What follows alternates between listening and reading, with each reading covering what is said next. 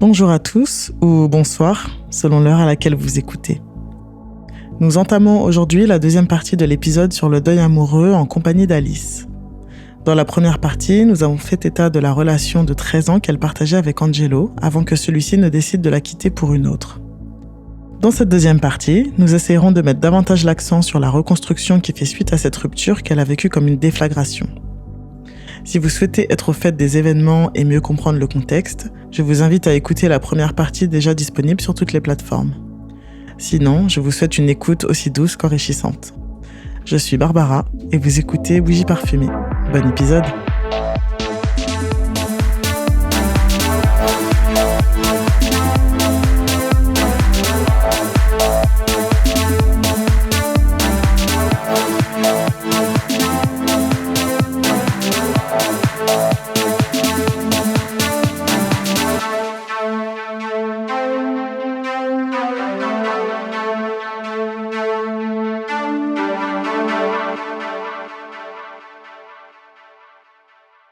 Alors du coup, tu m'as dit qu'Angelo était ton meilleur souvenir. Et j'ai trouvé cette phrase... préféré. Ah oui, ton souvenir préféré. Ouais. C'est encore plus joli. Ouais, j'ai trouvé cette phrase vraiment très belle. Et du coup, qu'est-ce que tu ressens aujourd'hui vis-à-vis de lui, de ce que vous avez vécu? Est-ce que tu es toujours dans une forme de colère ou pas du tout Non, pas du tout. C'est vrai que on n'a pas évoqué encore vraiment la reconstruction, comment j'avais fait. C'est vrai que j'ai rien dit de tout ça. Ouais. Enfin, j'en ai un petit peu évoqué avec la thérapie et autres, mais là aujourd'hui, donc on est à 1 an après la séparation, un peu plus d'1 an. Ouais. J'ai imagé mon cœur avec Hiroshima. Oui. Et en fait, de ce qui restait, c'était les cendres. Et pendant toute cette période de reconstruction, mes amis, ils ont accueilli un nouveau petit cœur qui est arrivé. Mais il avait besoin de soutien, ce petit cœur. Mmh. Et tous mes amis, mes proches, ils m'ont aidé à construire un petit havre de paix pour que ce cœur, il se développe, il se renforce. Ouais. Donc, ils ont créé un jardin. Ils ont aidé à créer ce petit jardin où mon cœur habite. Ouais. Et à le protéger avec des bons gros murs. Non, enfin, j'imagine un petit peu, mais du coup, dans ce jardin, j'y mets plein de choses. Ouais. Et du coup, l'image que j'ai, c'est qu'avec les cendres de mon ancien cœur, j'y ai planté des immortelles. Ouais. Les immortelles, c'est des fleurs qui sont immortelles. C'est le terme. C'est des fleurs que Dali offrait à sa femme, Gaïa. Et ça me rappelle un voyage que j'ai fait en Espagne avec Angelo. D'accord. Et en fait, j'aime cette idée que la fleur est immortelle. Et pour moi, ce champ de fleurs, il referme tous les souvenirs que j'ai avec Angelo. C'est toute ma relation, je les ai mis là-dedans. Donc il est dans mon cœur, mais il est plutôt dans l'environnement de mon cœur. C'est beau. Et c'est mon souvenir préféré. D'accord. Donc du coup, t'as plus vraiment de colère? Non, j'ai plus... Ouais, la colère, elle a été violente, mais elle a été passagère. Ouais.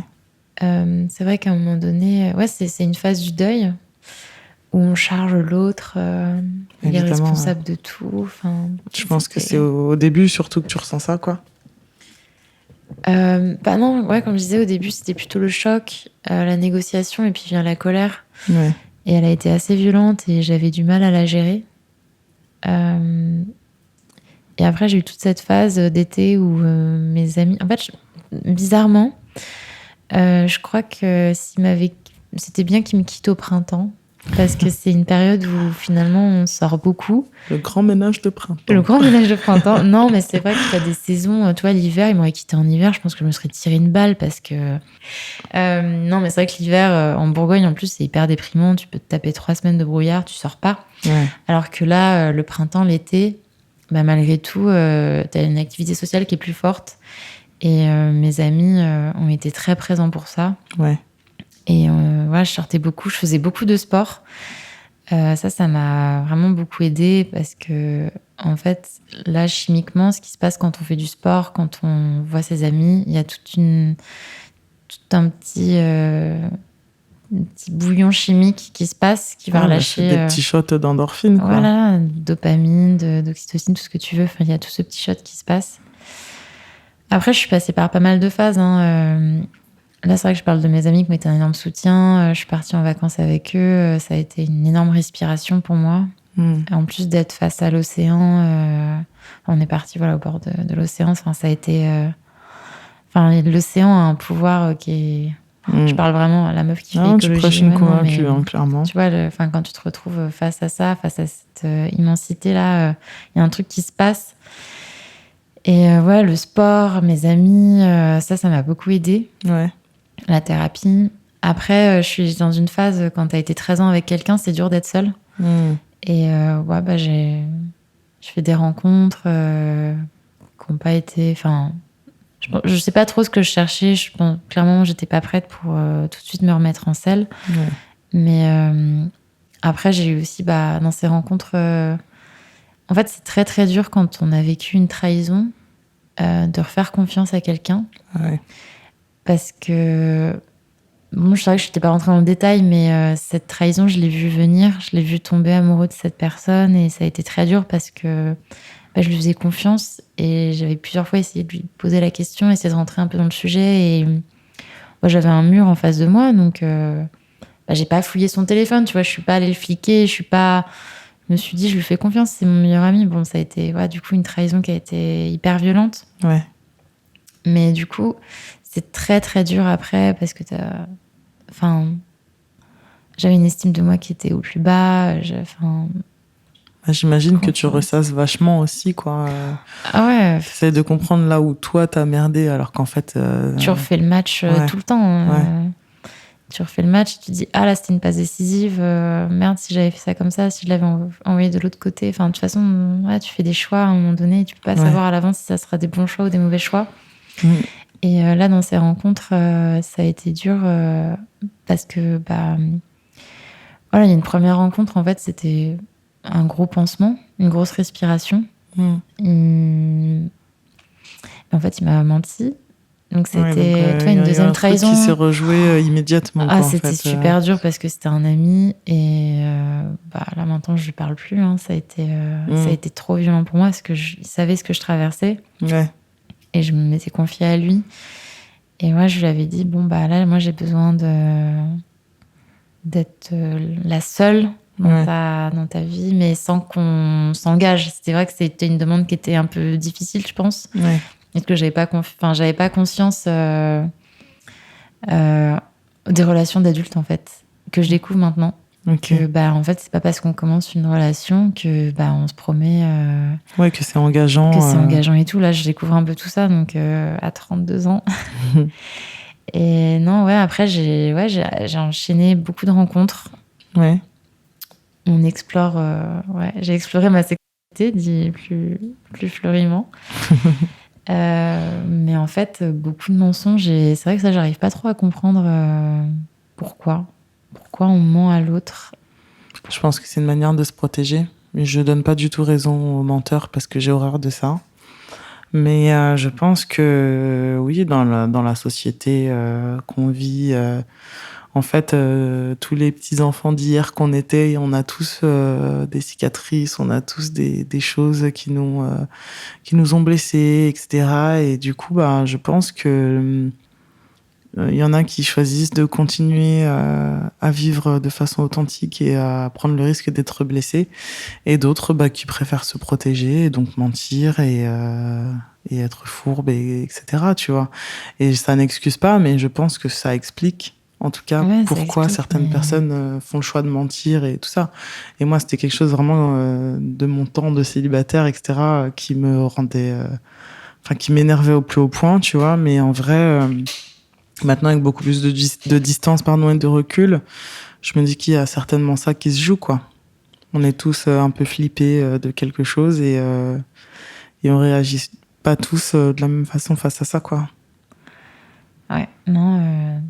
Je l'entends. Après, en fait, du coup, dans chaque situation... Maintenant, tu vois, j'ai du mal quand je fais des rencontres. Et pourtant, t'as l'impression qu'il y a énormément de sincérité dans les propos. Et puis, d'un coup, il te lâche une bombe. Tu t'y attends pas. Mais je pense que la sincérité, ça effraie. Moi, c'est quelque chose vraiment... je pense que j'en ai quand même pas mal souffert de ça. Ouais, mais toi, t'es trop entière. Mais vous voulez quoi? Que je vous donne un quart? Enfin, c'est quoi le délire? Et en plus, je sais pas, pour moi, c'est un non-sens absolu, tu vois. Je trouve ça cool qu'une personne te donne accès à qui elle est, vraiment. Même si on porte tous des masques, évidemment, tu vois. Mais ouais, c'est quelque chose qui fait peur, quoi. Encore une fois, parce que tu te dis, ouais, c'est trop authentique, il y a une couille quelque part, tu vois. C'est ça, en fait, qui se joue, je pense. Ouais, sûrement, oui. Mais bon. Et du coup, exploration... Ouais, exploration... multiplication de dates, etc. C'est ça. Alors, en fait, j'ai eu des périodes où j'acceptais... Non, j'avais pas le temps d'être avec quelqu'un. J'étais à fond dans le boulot. Parce que gros changement dans mon année, en fait. J'ai quitté mon ancien travail, qui était une source de conflit avec mon ex-compagnon. Pour en plus, un nouveau tu disais travail. que harcèlement avec ta collègue, machin. Ouais, après, ça a changé. Toi, j'ai eu d'autres collègues. Les parties, ça allait mieux en soi. Après, moi, j'étais passionnée par ce que je faisais quand même.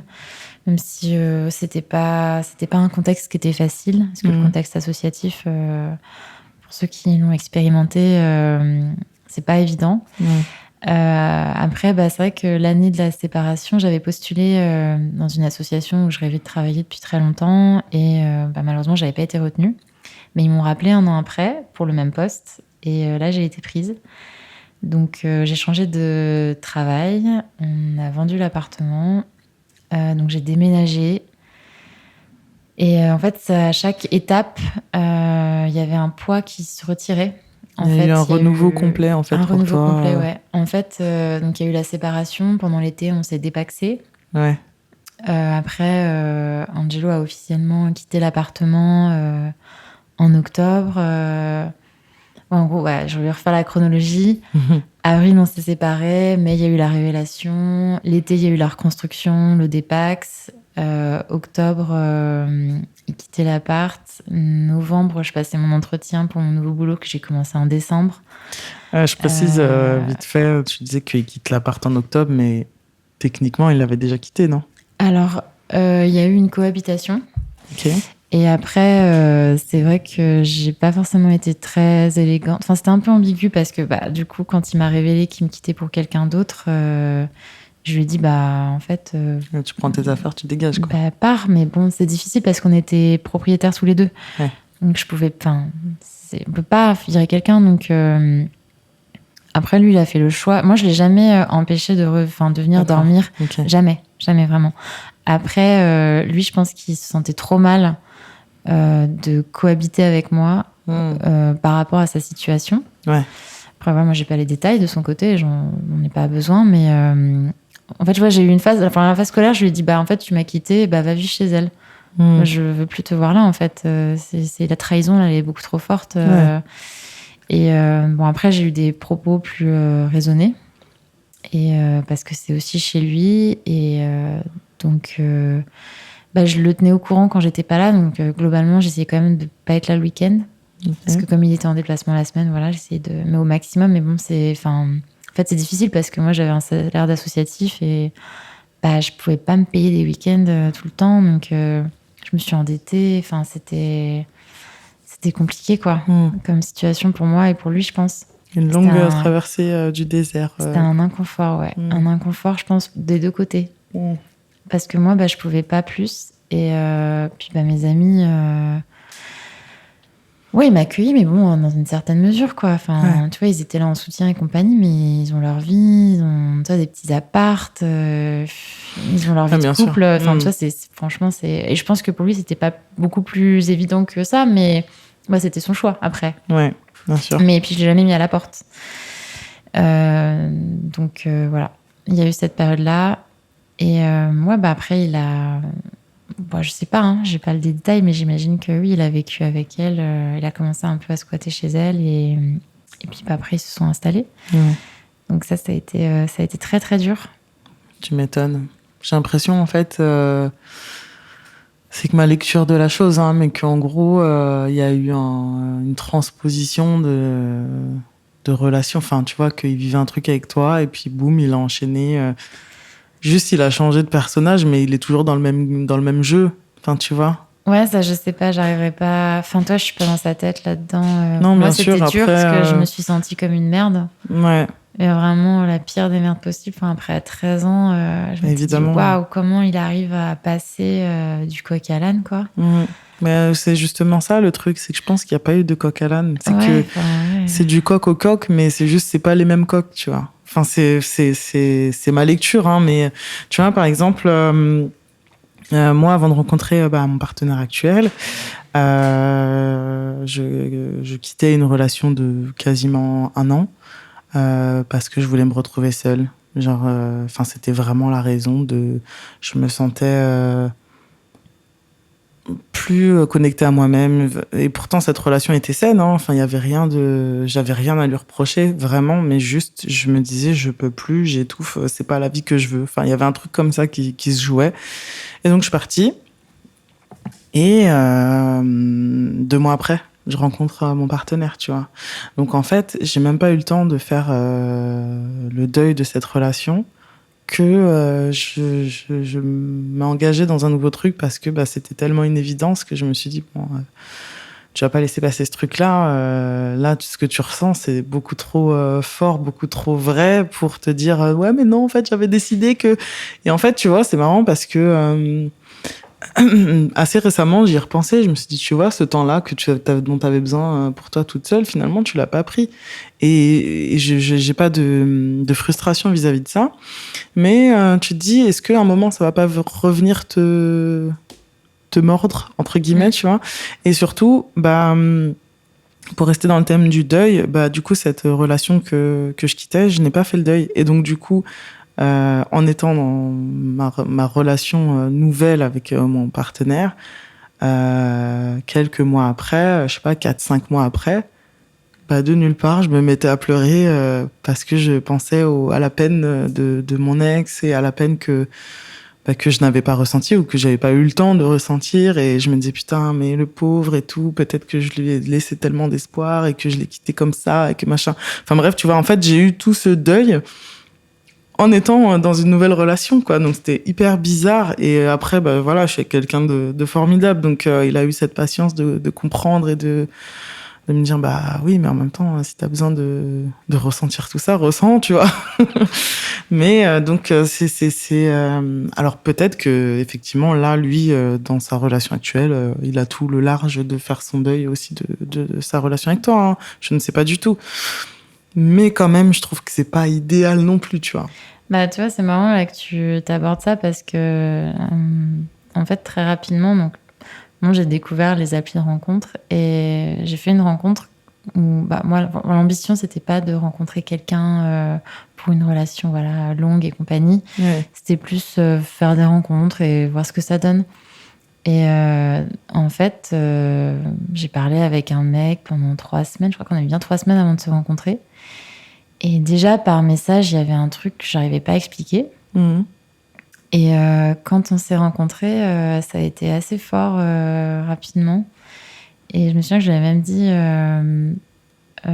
ouais, fais attention parce que je sens que je vais tomber amoureuse de toi. Ouais. Je ressentais, c'était très, très bizarre comme ressenti, comme sentiment. Je sentais que c'était très profond. Ouais. Et en fait, plus le temps avançait et je découvrais qu'on avait des valeurs communes. Ça a été très compliqué. Et un peu ce que tu ressentais avec ton compagnon, en fait. Mmh. Et ça me faisait très peur parce que je me sentais absolument pas prête pour une relation sérieuse. Ouais. Et en fait, lui, il s'avère qu'il traversait des choses difficiles. Mmh. Et il faisait une dépression. Et en fait, il a mis fin à la relation pour cette raison. Ok. Et moi, ça m'a rendue très triste. Mais d'un côté, j'étais soulagée parce que je me suis dit, en fait, je sais pas ce que ça va donner, cette relation, si elle redémarrera un jour, si on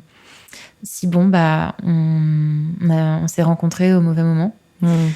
Mais Mais en tout cas, moi, j'étais soulagée parce que je me suis dit, ouais, en fait, j'ai vraiment besoin de temps pour digérer complètement. ma relation avec Angelo parce que c'est pas fini, en fait. Là, j'y arrive pas.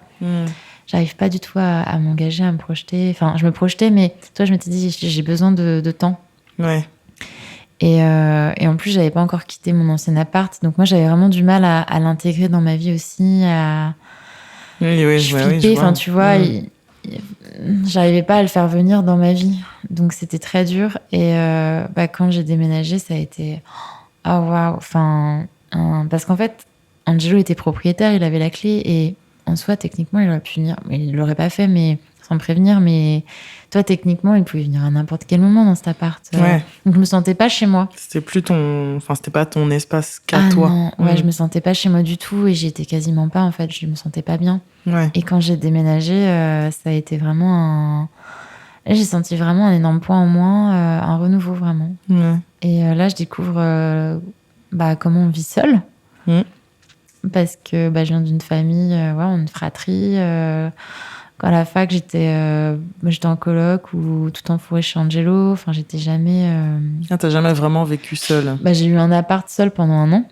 Ok. Mais en fait, avec Angelo, on allait chez l'un chez l'autre, quoi. Donc, j'avais pas de moment seul. Puis le week-end, on rentrait chez nos parents. Enfin, je savais pas vraiment ce que ça signifiait de vivre seul. Alors après, on peut se dire, mais bon, quand tu dis qu'il parlait tout le temps en déplacement et compagnie, oui. Mais enfin, c'est différent de, tu vois, tu vis avec quelqu'un et t'as tes moments où t'es seule. Et là, vraiment, je suis seule.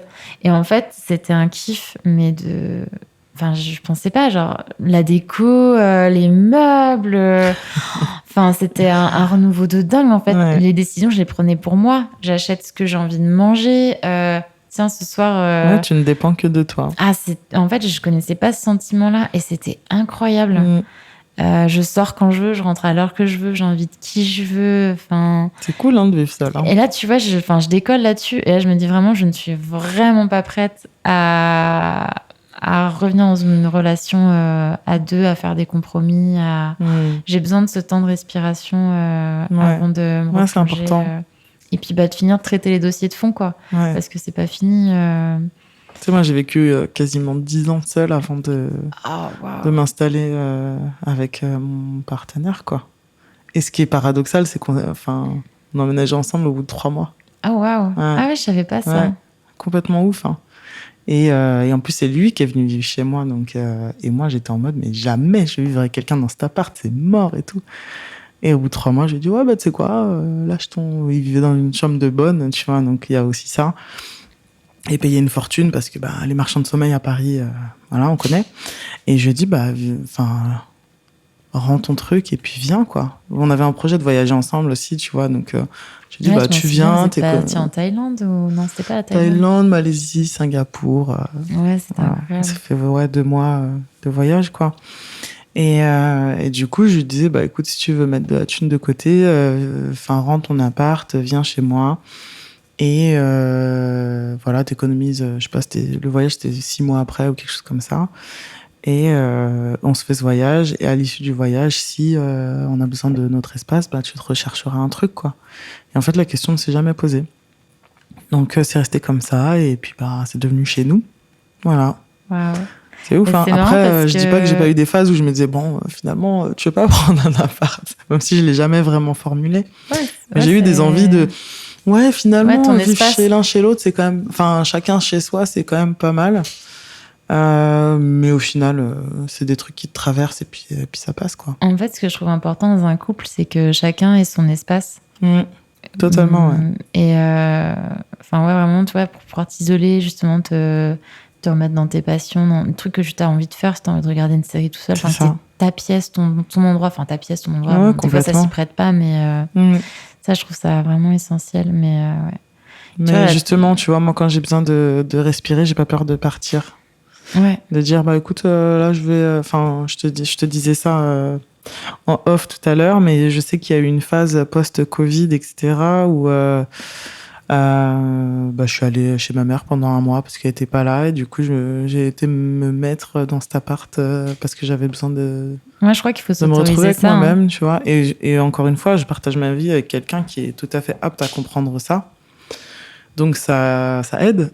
mais ouais, tu vois, j'en ai eu besoin et j'ai dit écoute, tu viendras le week-end. Moi, j'ai besoin de me retrouver seule et c'était ok, quoi. Et tu vois, on est toujours ensemble des années après, donc.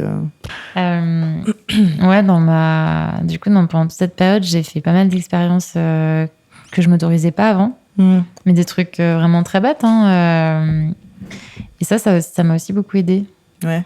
Des trucs dont j'avais envie et où que je m'autorisais pas à faire, parce que je culpabilisais, parce que, enfin, des trucs bêtes, mais toi, tu parlais de voyage.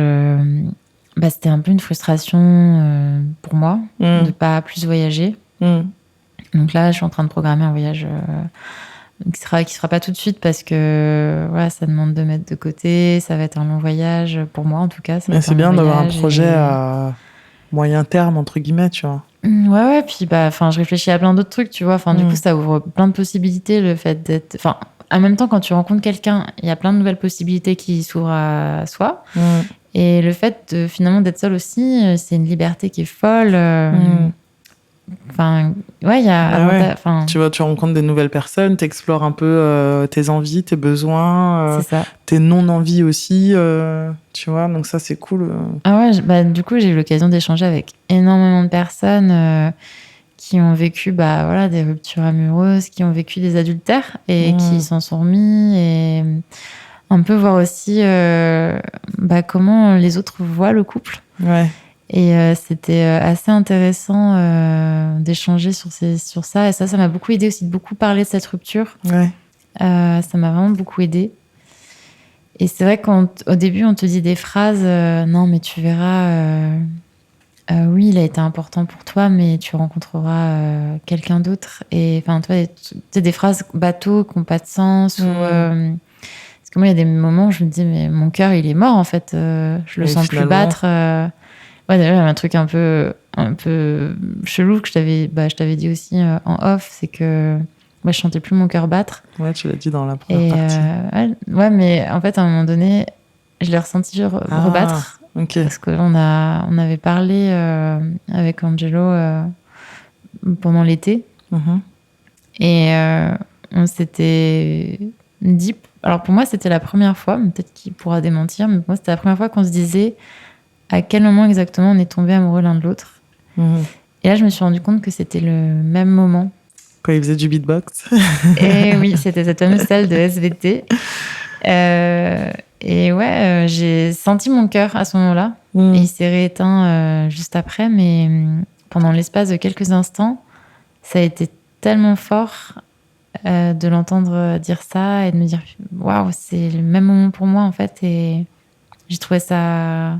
C'est incroyable. En fait, c'est là où je me dis c'est important quand t'es un peu en crise dans ton couple de te rappeler tout ça. Ouais. Toutes ces petites choses. Moi, tu vois, les post-it cœurs qu'il me mettait pour mon anniversaire, il m'avait fait ça un coup. Et c'était drôle parce qu'en fait, il m'en avait foutu partout. Il me connaissait tellement. Il connaissait tellement mes habitudes le matin que dans l'ordre précis, tu vois, il avait il avait planqué des post-it à chaque endroit. Et en fait, à chaque fois, c'était une surprise. Et je me souviens que j'avais eu cette excitation, cette joie à chaque découverte de post-it. Et c'était même plus beau, tu vois, qu'un voyage ou je sais pas quoi. Bien sûr, parce qu'en fait, tu sens qu'il y a de l'investissement personnel dans cette démarche. Et puis c'était drôle. Mais il a toujours eu ça. Et même moi, pour mes 30 ans, bon... c'était un cadeau où j'étais un peu partagée parce qu'il m'a demandé ce que je voulais et bon, c'était pas au final ça, mais malgré ça, il avait fait un truc, une carte qui était extrêmement drôle, qui m'avait fait rire, ce qu'il avait repris, est-ce que les 30 ans, on dit qu'on rentre un peu en crise. Ouais. Et j'avais dit non, mais moi je le vis très bien, je vais être la plus jeune des trentenaires. Et il avait repris une photo de moi où j'ai l'air très niaise, avec cette phrase un peu niaise en fait. Ouais. Enfin, toi, il a toujours été très subtil dans ses blagues et enfin pour moi c'était. Ouais, bien sûr. Je trouve que c'est une marque d'attention. Non, il était vraiment là-dessus. Ouais, enfin, toi, pour le coup, je suis dans une phase où je retiens pas le négatif de la relation, c'est plutôt le positif. Bah, ça se voit, ça s'entend que tu as quand même beaucoup de tendresse pour ce que vous avez vécu. Tu vois, il y a 6 mois, j'avais pas le même discours. Bah oui, je sais bien. J'ai évolué là-dessus. Bah, c'est, quand je dis que c'est mon souvenir préféré, c'est que du coup, là, j'ai retenu que les choses positives de mon petit champ d'immortel, là. Bah, tous les souvenirs négatifs. L'acceptation, quelque part, tu vois. Je crois que c'est l'une des dernières phases du deuil, non? L'acceptation, ouais, je pense que. Après, j'ai quand même encore, tu vois, les larmes qui viennent assez facilement. Ouais. Mais ouais, je suis dans une phase d'acceptation. Mais là, on est un peu. J'ai dit, il y a plein d'étapes, tu vois. Le dépax, vendre l'appartement, déménager. Et là, en fait, on a encore notre compte bancaire en commun. Et la semaine prochaine, on va le clôturer. Je pense que ça va être encore. Bah, ce sera entre guillemets. On a encore les impôts. Parce que, ouais, du coup, bah oui. Le Pax, vous déclariez en commun. Ouais, il y a cet aspect-là, mais il y a surtout la vente de l'appartement, il y a les impôts, la taxe foncière. Ouais, d'accord. Administratif, chouette. Bon, là, on n'a pas à se voir, je pense, pour ça, mais c'est quand même encore un lien. Ouais, bien sûr. Okay. Donc là, on va défaire un lien. Je ne verrai plus son nom apparaître quand j'ouvre l'application de la banque. La semaine prochaine, ouais. D'accord. Est-ce que tu crois en l'amitié entre ex? En tout cas, en ce qui le concerne, est-ce que tu te penses... Bon, je pense que c'est un peu le cas, mais capable de le pardonner un jour et voire de redevenir ami avec, sachant que vous avez des amis en commun, etc. quoi. Alors, moi, en fait, en soi, je lui ai pardonné. Enfin, j'ai un peu fait la paix avec tout ça. Ouais. Comme je t'ai dit, je lui en veux pas... D'être tombé amoureux d'une autre. Je lui en veux pas de ça. Enfin, la trahison, c'était vraiment ultra violent. Surtout le mensonge, parce que je lui ai posé les questions. Enfin bref, on va pas revenir là-dessus, mais... Moi, c'est la trahison qui m'a fait vraiment très mal. C'est pas l'acte en lui-même. Oui, parce que les sentiments, ça se contrôle pas, même si on peut éviter. Ça se contrôle pas. Après, moi, j'aurais aimé qu'il me parle de tout ça, en fait, de ses tourments, de ce qu'il ressentait. Toi, on aurait pu faire un travail à deux. Et bah oui, après, une des issues, ça aurait été la séparation, et une autre issue, ça aurait pu être la reconstruction de notre couple. Il y avait mais il y a eu un choix qui a été fait à ce moment-là, et ça lui appartient. Donc là-dessus, je lui ai pardonné. Ouais. Enfin, en tout cas, je suis un peu en paix avec ça. Après, je pense que j'aurais beaucoup de difficultés à rencontrer. Enfin, si on devait se voir à un événement social avec nos amis en commun, je pense que ça serait difficile de la rencontrer elle par rapport à tout ce qu'elle peut représenter pour moi. Bien sûr. Mais après, l'amitié, dans ce contexte-là, elle me paraît compliquée. Ouais. Mais j'aurais pas d'animosité, j'aurais pas... Enfin, toi, je me dirais pas, tiens, on va se boire un café tranquille. Là, pour l'instant, je pense que c'est beaucoup trop tôt. Ouais, bien sûr. Peut-être qu'avec le temps, je pense qu'il faut que ça fasse son chemin. Pour moi, c'est prématuré. En tout cas, t'es pas en mode c'est hors de question. Non, bah bien sûr que non, parce qu'en fait, sur une relation de 13 ans, je peux pas retenir ça. Je peux pas retenir la fin. C'est pas possible. Sur 13 ans, ça a représenté... Bah oui, évidemment. Enfin, tu vois, je peux pas. C'est dommage. Ça serait dommage de retenir que ça. Ça fait partie de l'histoire, mais c'est pas l'histoire en elle-même. Donc là, je pense que j'aurais moins besoin de temps si une amitié devait se créer. Mais après, j'ai beaucoup d'affection pour lui, ça c'est sûr. C'est mignon. Du coup, bah, pour rester dans le thème de l'amitié. Est-ce que tu as eu des ruptures amicales Et est-ce que pour toi, c'est... Enfin, évidemment, je pense pas que ça s'apparentera à la douleur que tu as pu ressentir, mais est-ce que tu penses que en certains endroits, c'est aussi douloureux, quoi? En fait, j'ai mis à distance nos amis en commun parce que j'avais besoin de ça. Parce que c'était trop douloureux, trop de souvenirs. Ouais, c'est trop chargé. Ah, c'est trop chargé, ouais. Et puis surtout, là, quand je faisais le tri, je retombais sur des photos de nous. C'était dur, hein, ça rappelait beaucoup de bons souvenirs. Non, après, tu vois, ça a finalement été plus facile de couper avec sa famille parce que je leur ai écrit une lettre d'adieu. Ah ouais. Enfin, je leur ai dit au revoir. Mais alors, je pense que tu l'as fait pour toi, évidemment, mais tu sais, il y a des enfin, j'ai une amie en particulier qui est toujours amie avec la mère de son ex. Et à tel point que, genre, maintenant, limite, elle va en week-end avec son nouveau mec chez la mère de son ex. Waouh, ok. C'est un truc de ouf, hein, tu vois. Bah, Je trouve ça beau et fou en même temps, quoi. En fait, je pense qu'au fond, je serais toujours accueillie, tu vois, dans sa famille. Mais en fait, là, c'est vrai que ça va te paraître peut-être un peu étrange, mais en fait, j'ai pensé à elle. Et je me suis dit... Enfin, déjà, le contexte de leur couple est pas évident. Et si, en plus, le contexte de la belle famille est brouillé par ma présence, enfin, quel enfer, quoi. Je sais pas, moi, je trouve que t'es beaucoup trop grand seigneur, en tout cas. Enfin, si, non, mais j'en sais rien, mais enfin... Moi, j'adore la famille d'Angelo. C'était... Bon, après, tu vois, on n'était pas sur la même longueur d'onde sur certains sujets, mais... ils m'ont vu grandir. Bah ouais, tu vois, donc il y a et aussi moi, ça. toi, ses grands-mères, je les adore. Sa grand-mère portugaise. Oh là là. Quel amour. Maria, ça me fait vraiment mal au cœur de plus la voir. Enfin, j'aime toute sa famille. C'est pas... Ouais, bien sûr. En tout cas, ceux avec qui on est des liens. Vraiment, c'est... Et ça me brise le cœur, toi, de me dire, quand je vais aller dans les Deux-Sèvres, je vais pas faire mon petit tour chez sa grand-mère pour manger... les petits plats qu'elle prépare, est-ce qu'elle fait son fromage, tu vois, elle fait son propre fromage, elle fait la petite soupe porte. Enfin, toi, il y a tous des petits rituels que j'ai depuis le lycée. Ça, c'est dur. Ouais. Parce que j'ai perdu mes grands-parents, alors du coup, toi, ça fait... Enfin, du coup, toi, ça fait un petit truc... Enfin, moi, je me sentais super bien avec ses grands-parents. Toujours... toujours... Enfin... Après, c'est pas à moi de te conseiller ce qui est... Enfin, ce que toi, tu sais ce qui est non, mais à faire pour toi ou quoi. Mais franchement, si c'est juste par altruisme ou abnégation, je sais pas trop quoi. Bah, sur le coup, toi, quand j'ai rédigé cette lettre, vraiment, j'ai pensé à ça...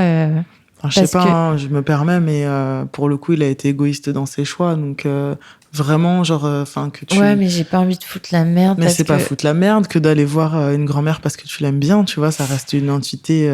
Ouais, mais tu vois, quand j'allais la voir, je l'allais la voir avec Angelo, j'allais pas la voir seule. Enfin, tu vois, j'ai pas créé cette relation, ce type de relation-là, tu vois, on y allait à deux. Ouais, je vois. Mais après, c'est compliqué, c'est délicat, hein, parce qu'effectivement, quand tu te sépares d'une personne, tu te sépares aussi de sa famille. Et de ses amis, tu vois. C'est ça qui est un peu déchirant. Après, tu vois, ses parents...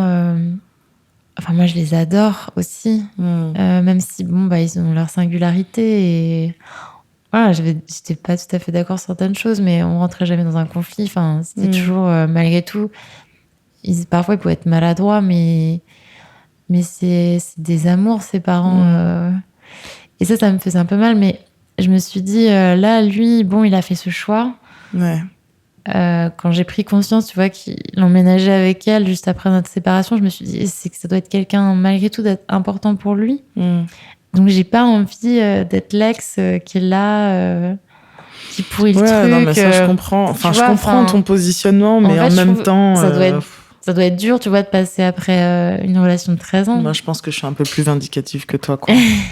Non, mais franchement, tu vois, imagine passer après un amour de jeunesse, tu vois. Enfin, c'est... Enfin, moi, j'ai pensé... Ouais, non, mais je sais. Après, je la porte pas dans mon cœur. Elle pas à passer. Non, mais après, c'est clair et net que je la porte pas dans mon cœur. Je vais pas faire la meuf. Ah non, mais je la kiffe trop. On est meilleurs potes maintenant. Enfin, non, pas du tout. Mais après, je comprends. Enfin, clairement, c'est tout à ton honneur, tu vois. Tu respectes vachement ses choix alors que c'est totalement à ton détriment, tu vois. Et ça, vraiment, respect pour ça, de ouf, tu vois. Peut-être le syndrome de Stockholm. Non, mais non.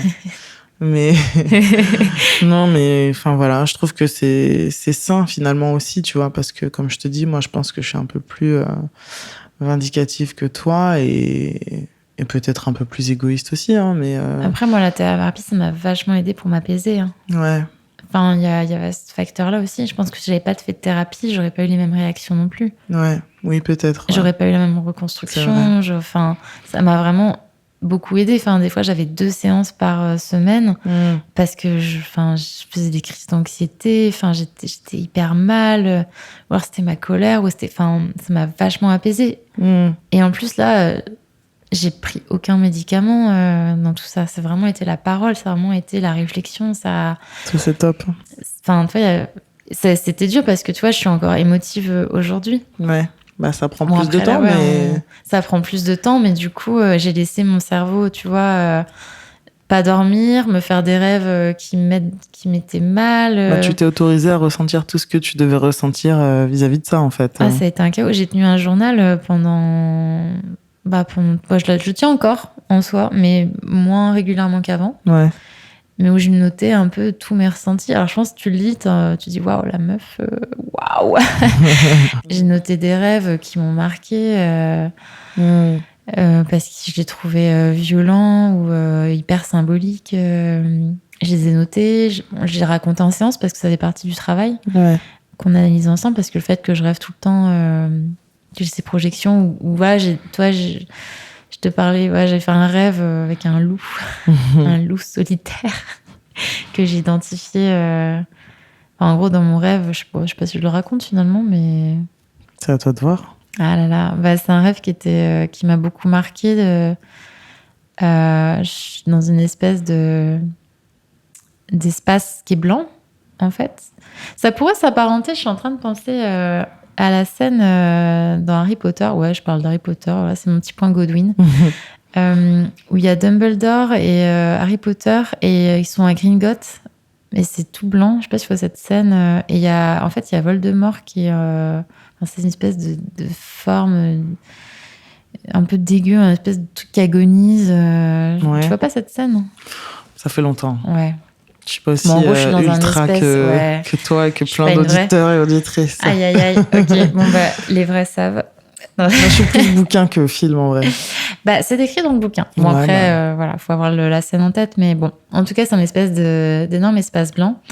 Et je suis avec une amie, Anne-Sophie, et là, je vois un loup agoniser par terre. Un magnifique... en soi, il était beau, ce loup. C'est vrai que je l'ai pas précisé, mais c'était un très... Bref, du coup... Ouais, puis tu dis, je l'associe. Waouh. Si ma psy m'écoute, elle a dû... non, je rigole. Bref, du coup, je vois ce loup, tu vois, qui agonise par terre. Et je dis à ma pote, mais en fait, faut qu'on intervienne, faut qu'on le sauve. Et là, elle me dit, non, Alice, laisse-le partir. Et en fait, moi, je suis agenouillée sur le loup à essayer...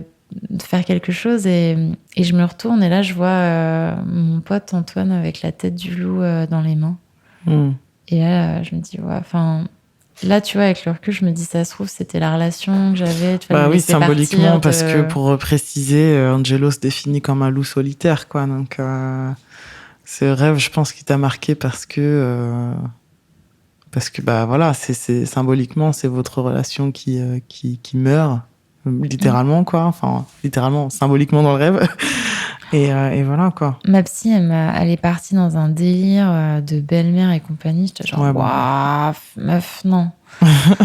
Elle me parlait du petit chaperon rouge et tout, je bon après on va loin là mais moi je l'ai interprété comme ça. Toi t'en fais ton interprétation, moi c'est la mienne en tout cas dans ce que tu me racontes. Ça a moi, plus de senti... sens. Après on peut effectivement aller creuser machin, mais bon bref les rêves c'est toujours un peu délicat et c'est toujours un peu chiant à raconter parce que t'as l'impression que c'est intense et puis les gens en face parfois ils se disent tu vois.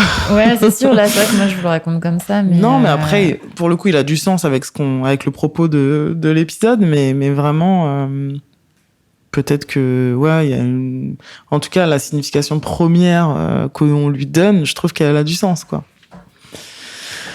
Voilà du coup qu'est-ce qu'on peut te souhaiter pour la suite?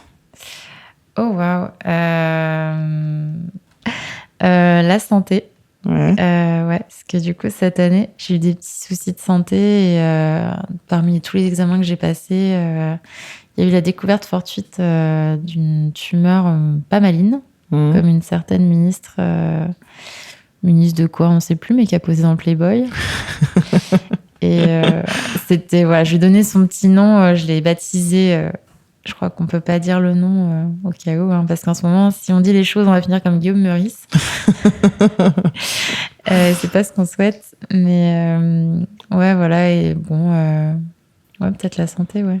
Ok. Et puis, c'est très Miss Monde de dire ça, mais que je prenne soin. Mes amis ont pris soin de moi. Ouais. Et je pense que quand on a cette attention vis-à-vis de l'autre, c'est de le rendre. Alors, pas forcément à la personne qui nous l'a donné, peut-être à quelqu'un qui en aura besoin. Ça reste une énergie qui circule. Ouais, une énergie qui circule, c'est ça. Ouais, c'est bien ça. On peut partir là-dessus, sur cette... Ouais. Ok. Et du coup, pour finir, est-ce qu'il y a une citation ou un proverbe qui résonne particulièrement en toi et que tu aimerais partager avec les auditeurs et les auditrices ? Oh, waouh. Alors là, j'aurais pu préparer ça.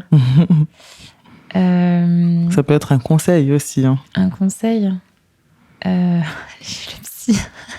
Aller chez le psy. Non, c'est... en vrai, oui. C'est un très, très bon conseil, moi, je trouve. Ah ouais, ça, j'aurais bien aimé le préparer, tu vois. Parce qu'il y a beaucoup de choses qui m'ont aidée. Des livres, tu vois, des citations, un conseil, c'est dur. Parce que là, de dire ça, un conseil qui va être percutant il va résonner sur certaines personnes, mais pas d'autres. Parce qu'il y avait des phrases, tu vois, que je lisais parfois qui m'aidaient à... Mais là, ça me vient pas comme ça. Écoute, si tu veux, moi, je peux prendre le lead et déjà donner ma citation, mon proverbe, qui en fait n'est ni l'un ni l'autre, mais c'est un adage persan qui dit cela aussi passera. Et parfois, on pense toucher le fond, et c'est souvent le cas, mais on s'imagine même pas qu'on peut remonter la pente, mais en vérité, tout finit par passer, tu vois. Et quand on applique cet adage à certains états d'âme, on finit très, très vite, très vite on prend de la distance, quoi, tu vois, ou en tout cas, on apprend à patienter avec cet état d'âme. Ok, ouais, je suis d'accord avec toi. Le temps fait clairement le travail qu'il doit faire. Je pense que quand on vit quelque chose comme ça, alors là, moi, il y a eu une trahison, mais je pense qu'il ne faut pas nourrir le petit ver de haine qui apparaît à ce moment-là. Ouais.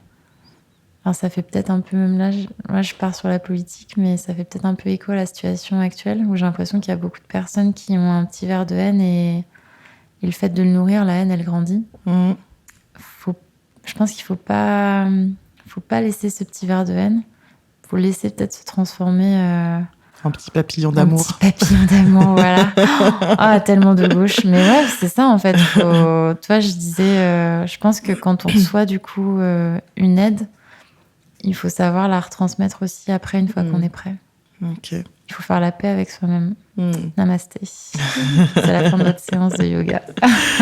Écoute, merci beaucoup pour cette discussion. C'était hyper touchant, hyper deep, hyper instructif. Et j'espère que ça vous aura plu, chers auditeurs et chères auditrices. Et si tu es célibataire, tu peux me contacter au 06. Merci Alice. C'était une blague, bien sûr.